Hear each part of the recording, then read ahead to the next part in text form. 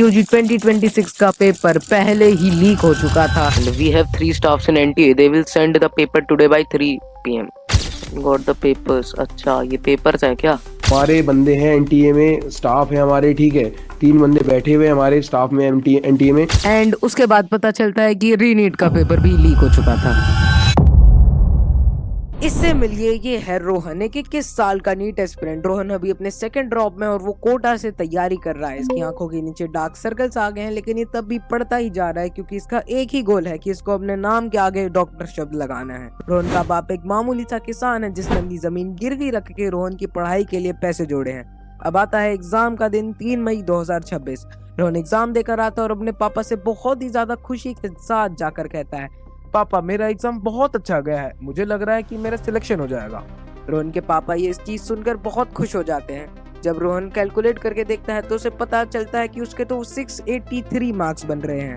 रोहन के घर वाले ये चीज सुनकर इतने ज्यादा खुश हो जाते हैं कि वो पूरे गांव में मिठाइयां बंटवा देते हैं कि हमारा बेटा इस गांव का पहला डॉक्टर बनने वाला है। गांव वाले भी इस चीज से बहुत ज्यादा खुश हो जाते हैं, लेकिन उन्हें थोड़ी ना पता था कि ये जो खुशियां वो मना रहे हैं ये ज्यादा देर तक टिकने नहीं वाली, क्योंकि एग्जाम खत्म होने के 5-6 घंटों बाद ही सोशल मीडिया पर एक खबर आग की तरह फैल जाती है कि नीट यूजी 2026 का पेपर पहले ही लीक हो चुका था और इसकी प्लानिंग 10-15 दिनों से चल रही थी। अब होना क्या था, एनटीए कहती है कि हमने ये जो एग्जाम करवाए हैं ये पूरी तरह से हम कैंसिल करवा रहे हैं और एग्जाम रिकंडक्ट होगा। जब रोहन ये खबर सुनता है तो वो पूरी तरह से टूट जाता है। रोहन का मन तो नहीं कर रहा था कि वो वापस पढ़ाई करे, लेकिन फिर उसे अपना वो किसान बाप याद आ जाता है जो कि अभी भी गाँव में हल चला रहा होगा। रोहन वापस पढ़ाई करता है और रीनीट वाले दिन एग्जाम देकर आता है। एंड उसके बाद पता चलता है कि रीनीट का पेपर भी लीक हो चुका था।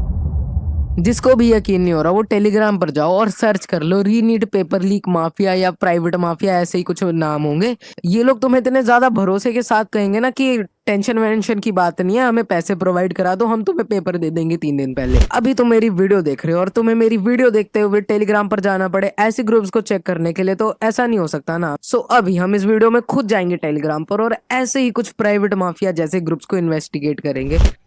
तो अभी हम आगे टेलीग्राम पर और सर्च करेंगे प्राइवेट माफिया। मैंने पहले से इन ग्रुप्स के बारे में सर्च कर रखा था जिसकी वजह से ये मेरी सर्च हिस्ट्री में एडेड है। सो आ गए हम प्राइवेट माफिया पर। यहाँ पर देख लो, ज्वाइन फॉर रीनीट एंड देखो हम फोरम प्राइवेट नाम के ग्रुप पर रीडायरेक्ट हो गए हैं लिंक दबाकर। And price will increase once the support and but today they will send. We have 3 staffs in NTA. They will send the paper today by 3 PM. मतलब ये बंदा क्लेम कर रहा है कि इसके 3 स्टाफ है एनटीए के अंदर। 10,000 रुपए में पेपर भेजेंगे इसको मैं। I'm receiving text from a lot of students. Text me if you are ready to pay the advance booking. Don't need any arguments. Price increase.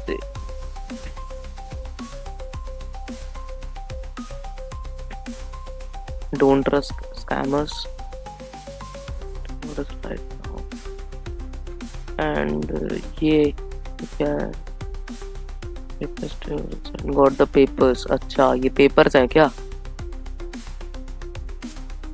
It's Austin floor.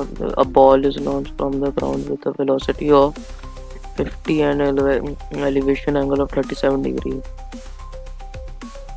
छोड़ो ये।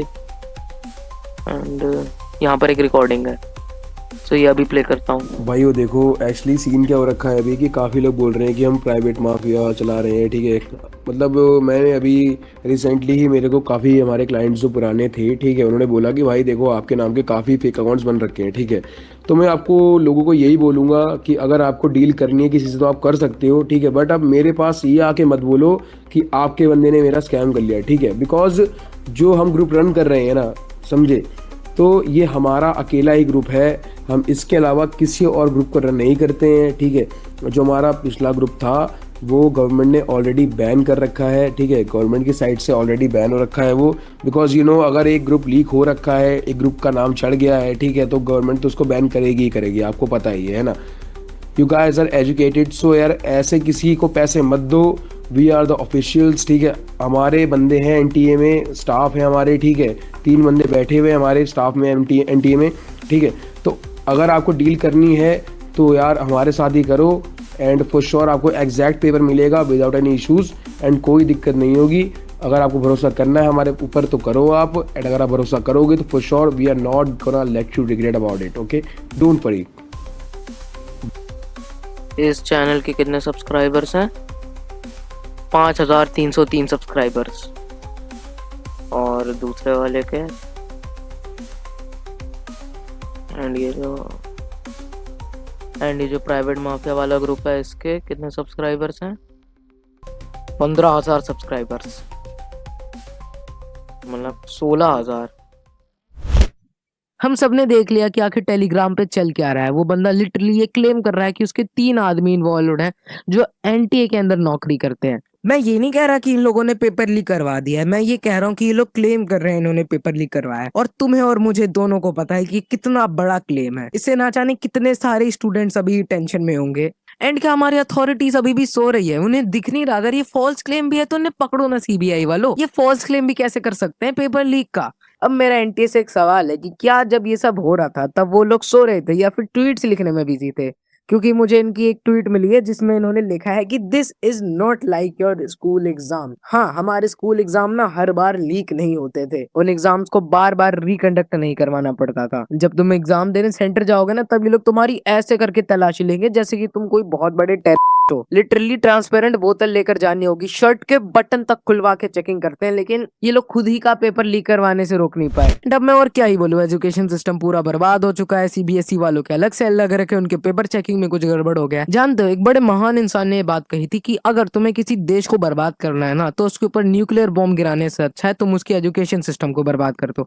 एंड 100 सालों बाद जाकर देखना कि तुम्हारे देश की क्या हालत है और उस देश की क्या हालत है जिसका तुमने एजुकेशन सिस्टम बर्बाद कर दिया था। एंड इंडिया का एजुकेशन सिस्टम तो पहले से ही बर्बाद हो रखा है। पेपर लीक अलग बात है, उसके ऊपर मैं बात भी नहीं करना चाहता। और इस वीडियो को तुम भले ही लाइक मत करना, चैनल को सब्सक्राइब मत करना, लेकिन एक चीज करना, तुम इसको हाई पॉइंट देना ताकि इसकी रीच बढ़े, और वीडियो को शेयर भी करना ताकि इसे ज्यादा से ज्यादा लोग देखें। एंड ये रही वो सारे टेलीग्राम चैनल्स की लिस्ट जो कि क्लेम कर रहे हैं कि उन्होंने पेपर लीक कर दिया है। हाँ, वापस कह रहा हूँ, क्लेम कर रहे हैं, मैं ये नहीं कह रहा कि उन्होंने कन्फर्म्ड पेपर लीक कर दिया है, क्लेम कर रहे हैं।